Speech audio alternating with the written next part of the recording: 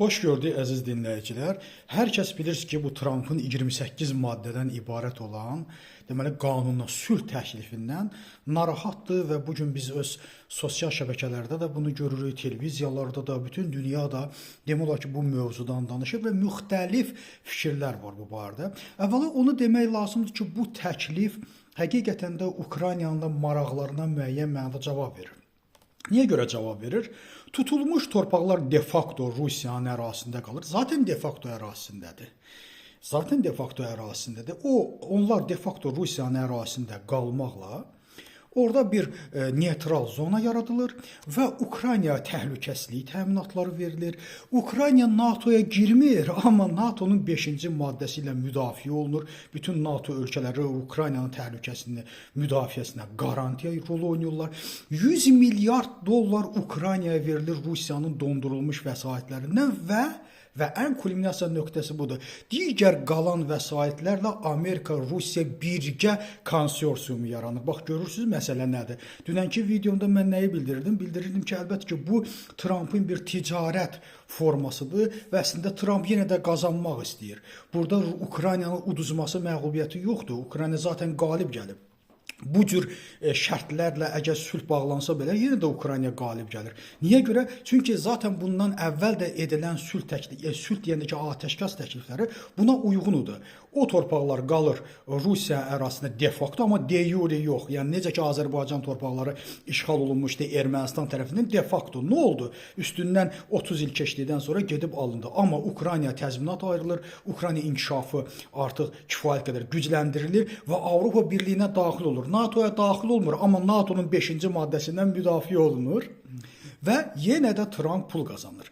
Əlbəttə ki, burada bir Trumpın pul qazanma arzusu var və bu da Rusiyadan gələn, Amerikaya gələn möhkəm bir mesaj var. Bu möhkəm mesaj nədir? Gəl bizi xilas elə.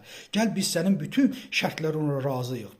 Bəli, bütün şərtlərlə konsorsiumu Amerika udur, Amerika Rusiyanın dondurulmuş pulları ilə konsorsium yaranır, girir, onun istehsalatında rol oynayır və s. və ilaxır.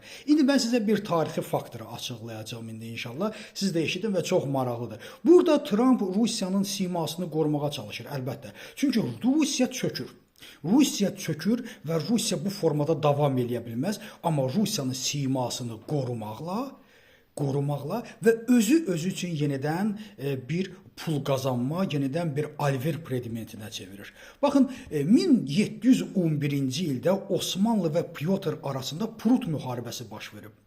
Prut müharibəsinə 60 min ordu ilə gələn Rusiya çarı 1. Pyotr gözlənilmədən 140 minlik Osmanlı ordusunun okrujeniyasına, yəni mühasirəsinə düşür və çox dəhşətli bir vəziyyətdə olur. Hətta öz hələ evlənmədiyi arvadı Yekaterina belə deyir ki, artıq sən təslim ol, o da öz sırğalarını belə açır, amma Baltacı Mehmet deyilən paşa, deməli Osmanlı tərəfində olan paşa sülh təklifinə razılaşır və dəhşətlidir. Rus sülh təklifinə razılaşır, Rus çarı və 60 min ordu canını qurtarır bundan. Və bu tarixə Prut müharibəsi kimi, məşhur Prut müharibəsi kimi düşüb, Rusiyanı çətinlikdən qurtarmaqla Yekaterinanın hesabına Pyotr da canını qurtarmış olur və bu tarixə düşür. İndiyənə qədər də Ruslar bunu Osmanlıya deyirlər, müəyyən mənada da bildirirlər ki, Rusiya çarının həyatı Baltacı Mehmetdən, Baltacı Mehmet Rusiyanın tarixini